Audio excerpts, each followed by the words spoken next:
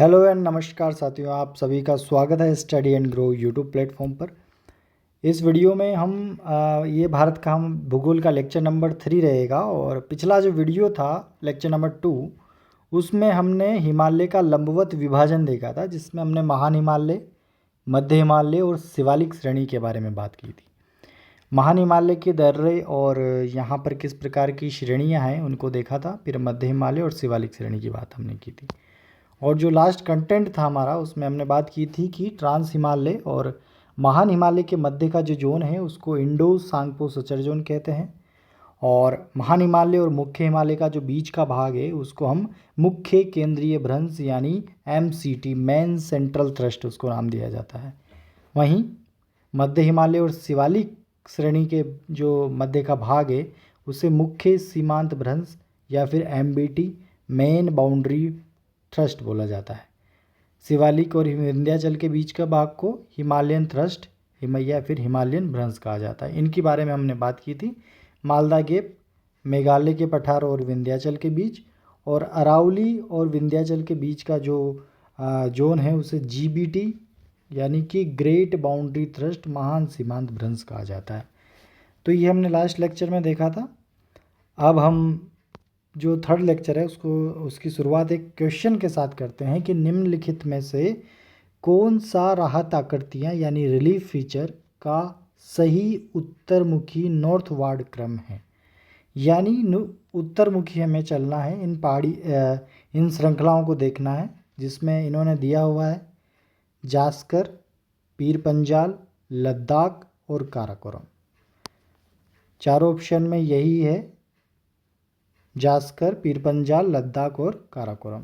और हमको देखना है नॉर्थवार्ड यानी कि दक्षिण से, साउथ से उत्तर की तरफ हमने जाना है।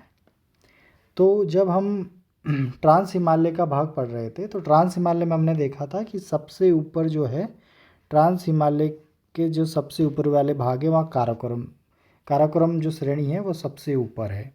उसके नीचे काराकोरम के बाद लद्दाख के बाद हमने देखा था जास्कर, और जास्कर के नीचे पीर पंजाल। तो इसका क्रम हो जाएगा, सबसे अगर हमको नॉर्थवार्ड देखना है तो सबसे पहले पीर पंजाल, फिर जास्कर, फिर लद्दाख और फिर सबसे ऊपर काराकोरम। तो ये क्रम हमें देखना है। तो कौन से वाले में मिलता है हमें? B वाले ऑप्शन में। पीर पंजाल सबसे दक्षिण में, फिर उससे थोड़ा उत्तर चलेंगे तो जास्कर श्रेणी, फिर लद्दाख और काराकोरम। और हमने ये भी बात की थी कि लद्दाख और काराकोरम के मध्य में लद्दाख का पठार अवस्थित है। तो आप पिछले लेक्चर्स को विजिट करेंगे तो वहाँ पर आपको ट्रांस हिमालय का जो उल्लेख है वो मिलेगा। अब आगे शुरू करते हैं। हिमालय का विभाजन हमने लंबवत आधार पर देखा।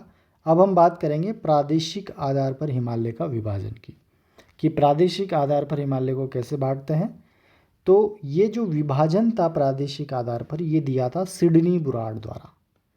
तो द क्लासिफिकेशन जो दिया है वो है सिडनी बुराड के द्वारा। तो ये नाम याद रखना है कि सिडनी बुराड ने जो प्रादेशिक विभाजन है वो दिया था। और ये जो विभाजित इन्होंने किया हिमालय को, ये नदी घाटियों के आधार पर किया, यानी कि दो नदियों के बीच के क्षेत्र को उन्होंने हिमालय का नाम दिया।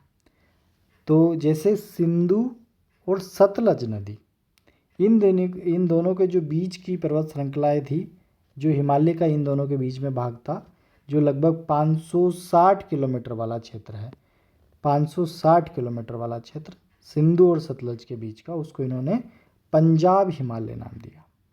क्या नाम दिया? पंजाब हिमालय।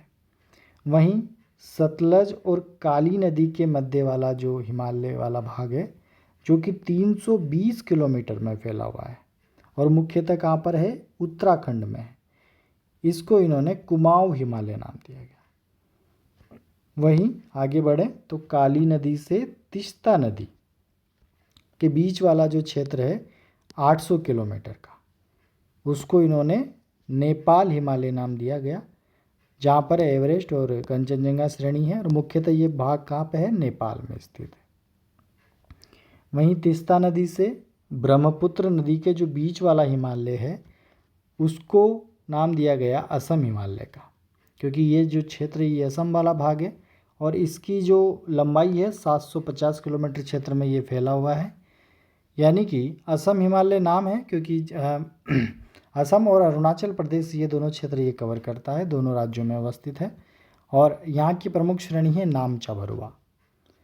तो इस तरह से नदियों के आधार पर प्रादेशिक विभाजन किया गया सिडनी बुरार के द्वारा हिमालय का।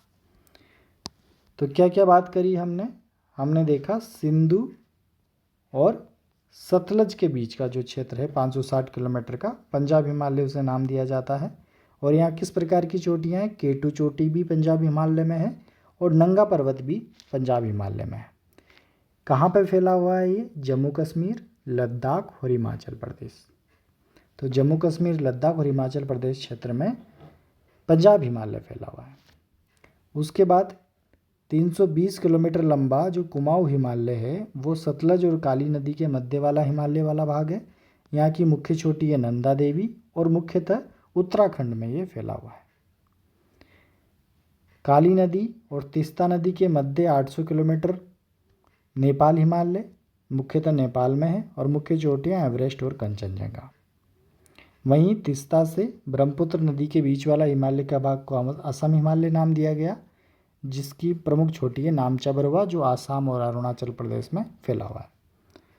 तो इन नदियों के आधार पर हमें इसका विभाजन देखना है। अब यहाँ पे प्रश्न इस तरह आते हैं कि सबसे जो ज़्यादा लंबाई वाले क्षेत्र में कौन सा हिमालय फैला हुआ है? तो फर्स्ट नंबर पे नेपाल हिमालय आ जाता है जो 800 किलोमीटर है। 800 से कम है 750 किलोमीटर असम हिमालय, तो दूसरा नंबर इसका होगा। तीसरे पे आता है पंजाब हिमालय 560 किलोमीटर और सबसे जो कम क्षेत्र है वो कुमाऊं हिमालय का है 320 किलोमीटर। आगे बात करते हैं पूर्वांचल की पहाड़ियों के बारे में, क्योंकि हमको जब हिमालय का विभाजन देखना था तो लंबवत आधार पर हमने देखा, फिर प्रादेशिक आधार पर सिडनी बुराड़ का वर्गीकरण हमने देख लिया। अब पूर्वांचल की पहाड़ियों को समझेंगे।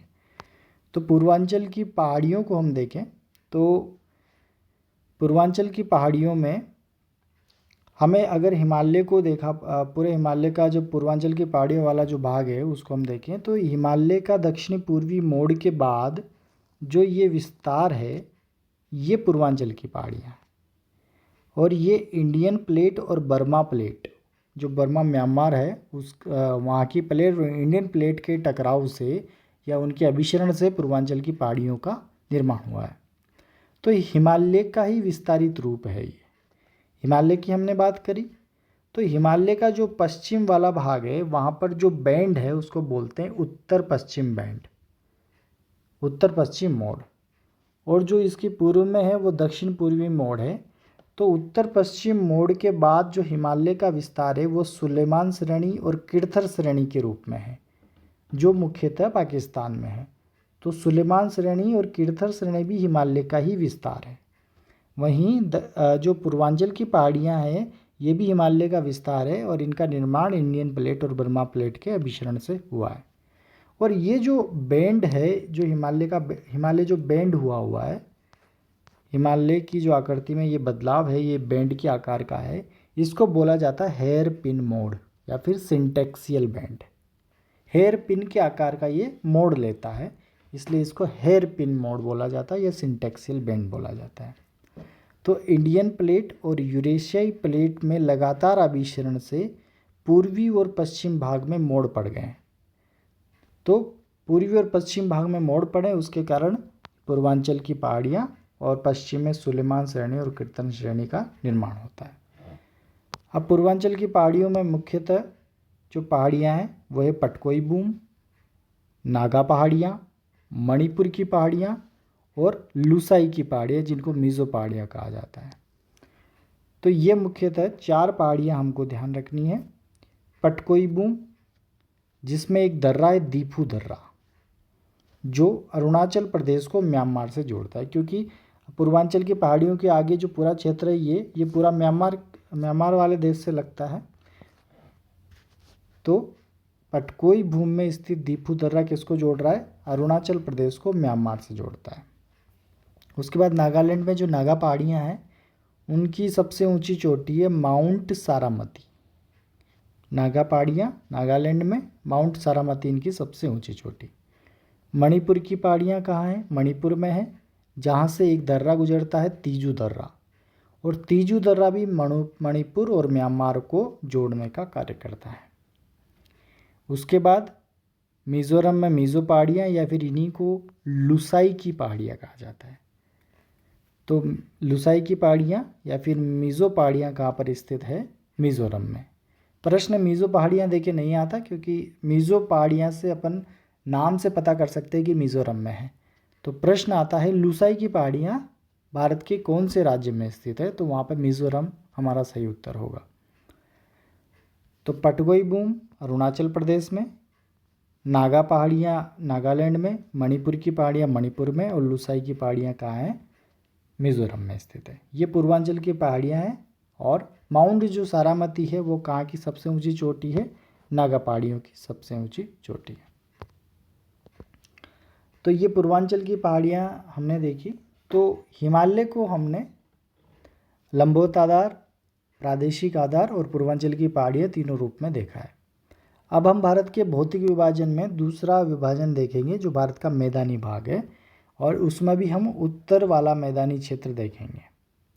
तो हिमालय पहला प्रादेशिक भाग हमने पढ़ लिया। अब हम दूसरा बात करेंगे मैदानों की। मैदान जो है वो हिमालय के समानांतर ही है। हिमालय 2400 किलोमीटर में फैले हुए हैं, तो उसी के साथ मैदान भी अपने 2400 किलोमीटर में फैले हुए हैं। मैदानों का जो पश्चिमी चौड़ाई है वो ज़्यादा है एज़ कम्पेयर टू पूर्वी चौड़ाई। पूर्वी चौड़ाई 150 किलोमीटर है मैदानों की, और पश्चिमी चौड़ाई है 500 किलोमीटर। तो मैदानों का जो निर्माण है मुख्यतः हिमालय और प्रायद्वीपीय भारत की जो आने वाली नदियों के जलोढ़ से हुआ है।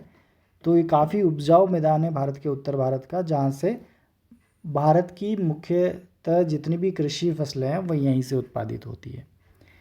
तो देखते हैं इसके बारे में। तो मैदानी भाग प्राचीन तेथिस सागर के स्थान पर यह निर्मित है, और भारत का सर्वाधिक उपजाऊ भाग है, यानी कि सबसे अच्छी कृषि की पैदावार इसी क्षेत्र में होती है। इसकी लंबाई 2400 किलोमीटर और चौड़ाई 150 से 500 किलोमीटर है। पूर्व में 150 किलोमीटर है और पश्चिम में चौड़ाई ज़्यादा है। इसका जो क्षेत्रफल है वो 7.5 लाख स्क्वायर किलोमीटर है। तो 7.5 लाख किलोमीटर स्क्वायर एरिया में ये मैदानी क्षेत्र फैला हुआ है। अब मैदानों का विभाजन हम देखेंगे। एक तो निर्माण के आधार पर कि नदियों से जो जलोढ़ आता है उससे जो निर्मित मैदान है उस निर्माण के आधार पर देखेंगे। एक देखेंगे प्रादेशिक आधार पर, यानी कि किन किन नदियों ने कौन कौन से मैदान का निर्माण किया है। जैसे सिंधु सतलज का मैदान, गंगा यमुना का मैदान, गंगा का मैदान और ब्रह्मपुत्र का मैदान। यानी कि सिंधु और सतलज इनकी सहायक नदियों द्वारा जो निर्मित मैदान है उसको सिंधु सतलज का मैदान कहा जाता है। वहीं गंगा यमुना की से मिलने वाली नदियों द्वारा निर्मित मैदान गंगा यमुना का मैदान, मुख्य गंगा द्वारा निर्मित मैदान गंगा का मैदान, और ब्रह्मपुत्र और इसकी सहायक नदियों द्वारा निर्मित मैदान को ब्रह्मपुत्र का मैदान कहा जाता है। वहीं निर्माण के आधार पर हम कुछ टर्मिनोलॉजीज देखेंगे जो नदियाँ अपने साथ बहा कर लेके आती है। एक भाबर, तराई, बांगर और खादर।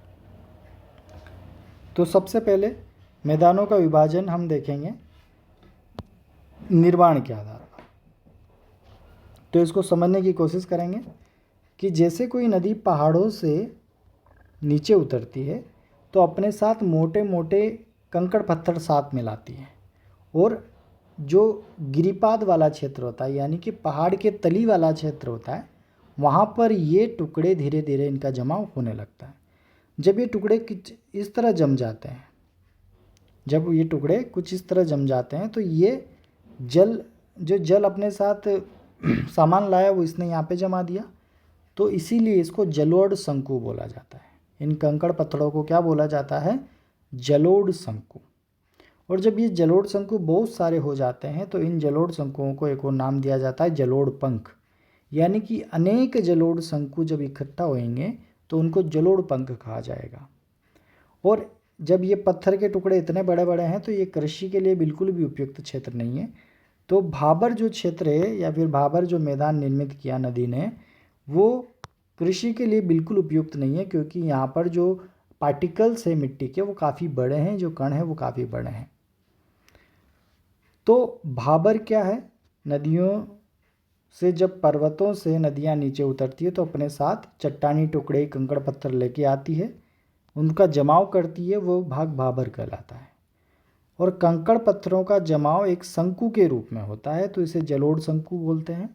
और अनेक जलोढ़ शंकुओं को जलोढ़ पंख कहा जाता है। और ये क्षेत्र कृषि कार्य हेतु अनुपयुक्त माना जाता है। अब ये जब कंकड़ पत्थरों का जमा होगा तो इसके नीचे से नदी की धारा निकल के आगे वाले मैदानी क्षेत्र में जाती है और आगे एक दलदली भूमि का निर्माण करती है। तो उस दलदली भाग को तराई बोला जाता है। तो भाबर के बाद नदियों ने कौन सा मैदान निर्मित किया? तराई, जो एक दलदली भूभाग है। उसके बाद जब नदी आगे के क्षेत्र में प्रवेश करती है तो जब नदियों द्वारा जो अवसाद इकट्ठा किया जाता है, जो नवीन अवसाद है जो इस बार लाया गया, उसको तो बोलते हैं खादर। और ऐसा अवसाद जो काफ़ी समय पहले लाया गया था, जो धीरे धीरे नदी के दूर भाग में चला जाता है, उसको बोलते हैं बांगर। यानी कि नदी द्वारा लाया गया नवीनतम जलोढ़ जो काफ़ी उपजाऊ है उसको तो खादर बोला गया, और जो पुराना जलोढ़ है उसको बांगर बोला गया। अब ये खादर वाला भाग भी कुछ समय बाद बांगर में कन्वर्ट हो जाएगा, क्योंकि इसके बाद यहाँ पर नया वाला जो जलोढ़ है वो जमा होगा और ये पुराना वाला जलोढ़ पीछे हो जाएगा। तो ये खादर धीरे धीरे किस में कन्वर्ट हो जाएगा? बांगर में। उसके बाद नदी का जो अंतिम मुहाना होता है, वहाँ पर नदी बहुत सारी अलग अलग जो वितरिकाओं में टूट जाती है, और उन वितरिकाओं से जो क्षेत्र निर्माण होता है, जो मैदान निर्माण होता है, उसे बोलते हैं डेल्टा। तो भाबर, तराई, बांगर, खादर और डेल्टा। कभी इनका क्रम भी पूछ लिया जाता है कि इनका इन मैदानों के निर्माण जो है, निर्माण की स्थिति के आधार पर इनका क्रम बताओ। तो सबसे पहले भाबर का निर्माण होता है, उसके बाद तराई जो कि दलदली भाग है, उसके बाद खादर, फिर बांगर, फिर डेल्टा। तो भाबर क्या बोला कि तराई से निकलकर विशाल मैदानों में प्राचीन समय में निर्मित मैदान के वे भाग जो वर्तमान में नदियों का पानी जहाँ नहीं पहुँच पाता, वो बांगर कहलाते हैं। ये गहन कृषि के लिए उपयुक्त होते हैं, और जब इन पे गहन कृषि की जाती है तो यहाँ पर एक समस्या आती है, एक तो भूड़, एक रेह या कल्लर। क्योंकि ये जो भांगर वाले मैदान हैं, यहाँ अत्यधिक उर्वरक और रसायनों के उपयोग से जो यहाँ की मिट्टी जो निर्मित होती है उसको रेह या कल्लर कहा जाता है। क्योंकि जब शुरू में मिट्टी आई थी खादर के रूप में तो ये काफ़ी उपजाऊ थी, पर जब इसकी धीरे धीरे इसका उपजाऊपन ख़त्म हुआ तो हमने यहाँ पे क्या प्रयोग किया? उर्वरकों का और रसायनों का प्रयोग किया। जब अत्यधिक और उर्वरक और रसायनों का प्रयोग होगा तो जो मिट्टी निर्मित होगी उसे रेह या फिर कल्लर वाली मिट्टी कहेंगे, जहाँ पर गहन कृषि कार्य किया जाता है। उसके बाद अत्यधिक सिंचाई से ऊपरी परत का बह जाने से जो कंकरीली मृदा निर्मित होती है उसे भूड़ कहते हैं। तो बांगर वाले क्षेत्र में गहन कृषि कार्य में दो शब्दावली ध्यान रखनी है, रेह और कल्लर किसे कहा जाता है? कि अत्यधिक उर्वरक और रासायनिक उपयोग से निर्मित मृदा को रेह या कल्लर।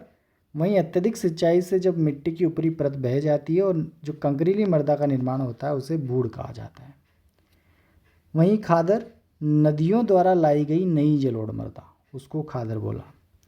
डेल्टा हमने किसको बोला? मैदानों का अंतिम भाग जहाँ नदियाँ अपनी शाखाओं में विभाजित होती है, उस क्षेत्र को डेल्टा कहते हैं। तो निर्माण के आधार पर हमने देखा भाबर, तराई, बांगर और खादर। अब यहाँ पर प्रश्न ये है कि जो सबसे उपजाऊ क्षेत्र है वो कौन सा है? वो है खादर, क्योंकि नवीनतम जलोढ़ मृदा लाई गई है यहाँ पर। आगे बात करते हैं मैदानों का प्रादेशिक आधार पर वर्गीकरण की। तो प्रादेशिक आधार पर वर्गीकरण करेंगे तो सबसे पहले देखेंगे सिंधु सतलज का मैदान, फिर उसके बाद गंगा यमुना का मैदान, फिर गंगा के द्वारा निर्मित मैदान जिसमें ऊपरी गंगा का, मध्य गंगा का और निम्न गंगा का मैदान, और अंतिम में देखेंगे ब्रह्मपुत्र का मैदान। तो फर्स्ट लेते हैं सिंधु सतलज के मैदान को, यानी कि ये जो क्षेत्र है भारत का जहाँ पे सिंधु नदी, सतलज नदी और इनकी सहायक नदियां हैं, उस मैदान को सिंधु सतलज का मैदान कहा जाता है। तो सिंधु सतलज का मैदान यानी पंजाब। पंजाब का मतलब 5 आब वाला क्षेत्र। आब क्या होता है कि 2 नदियों के जो बीच वाला जो क्षेत्र होता है उसे आब कहा जाता है। 2 नदियों के बीच वाले क्षेत्र को क्या बोला जाता है? आब। तो यहाँ पर 5 आब हमें मिलते हैं सिंधु सतलज के मैदान में। अब सिंधु और उसकी सहायक नदियों को एक बार नोट करेंगे कि एक सिंधु नदी, फिर झेलम, फिर चिनाब, फिर रावी, ब्यास और सतलज, ये 6 नदियां हैं। अब इन नदियों के जो मध्य निर्मित मैदान हैं उन्हीं को पंजाब कहा जाता है। तो वही हमें देखना है कि हम नीचे से स्टार्ट करते हैं कि सतलज और व्यास, इन दोनों के बीच में जो निर्मित मैदान है उसे बिस्त कहा जाता है। ब्यास और सतलज के बीच में निर्मित मैदान को क्या कहा जाता है? बिस्त। और रावी और ब्यास नदी के बीच वाला जो क्षेत्र है, जो मैदान है, उसको बारी कहा जाता है। चिनाब और रावी के मध्य वाला मैदान रेचना। झेलम और चिनाब के मध्य वाला जो दोआब है उसे छाछ।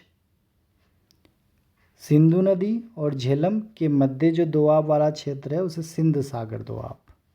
तो कितने दोआब हो गए? 5 दोआब हो गए। एक तो सिंध सागर दोआब हो गया, एक छाछ हो गया, एक रेचना, एक बारी और बिस्त। तो 5 दोआब क्षेत्र है, इसीलिए इसी को पंजाब कहा जाता है, 5 आब वाला क्षेत्र। तो इसमें जो सबसे बड़ा दोआब है वो सिंध सागर वाला दोआब है, जो सिंधु नदी और झेलम नदी के मध्य है। और सबसे छोटा जो दोआब है वो छाछ है, जो झेलम और चिनाब के मध्य है। इसको याद कैसे करेंगे? इसको याद करने का तरीका ये है कि जैसे सतलज और व्यास, तो व्यास को और सतलज का पहला शब्द लो, व्यास का बी ले लो, वी या फिर बी, इस तरह से समझो इसको। तो वी ले लिया और इसका सतलज का स ले लिया, तो बिस्त। सतलज का सत और व्यास का व, तो विस्त, इस तरह से प्रोनाउंसिएशन आता है। वहीं रावी और व्यास, तो व्यास का तो आगे का बी ले लिया और रावी का र ले लिया, तो बारी। रावी का आर और रेचना का च, तो रेचना। रावी और चिनाब से रेचना। वहीं झेलम और चिनाब से हमें ध्यान रखना है, यहाँ पे छाछ ध्यान रखना है। ये जो झ है झेलम का, उसको ज देखना है, और जो चिनाब का च है उसे छ देखना है, तो छाछ। तो इस तरह से हम इसको याद कर सकते हैं कि कौन सी नदी के बीच कौन सा दोआब है। अब इन दोआब क्षेत्रों में जो बिस्त दोआब है वो पूरी तरह इंडिया में है। बिस्त दोआब वाला जो क्षेत्र है व्यास और सतलज के मध्य, वो पूरी तरह इंडिया में है। बारी इंडिया प्लस पाकिस्तान में है। रेचना भी इंडिया पाकिस्तान में है। सिंध सागर दोआब और छाछ दोआब दोनों पूरी तरह पाकिस्तान में स्थित है। तो ये सिंधु सतलज का मैदान है, जिसमें हमने 5 आब वाला क्षेत्र देखा, जिसमें हमने बात करी कि सिंध सागर दोआब, छाछ दोआब, रेचना, बारी और बिस्त, जिसमें सबसे जो बड़ा है वो सिंध सागर और जो सबसे छोटा है वो छाछ है। तो ये पहले प्रकार का मैदान हमारा कंप्लीट होता है, सिंधु सतलज का मैदान, जो कि सिंधु और उसकी सहायक नदियों द्वारा निर्मित है। अब आगे का जो मैदान है गंगा यमुना का मैदान या फिर आगे गंगा का मैदान, ये हम देखेंगे नेक्स्ट क्लास में। तो आई होप साथियों आपको समझ में आ रहा होगा। अगर समझ में आ रहा है तो वीडियो को लाइक ज़रूर करें। धन्यवाद।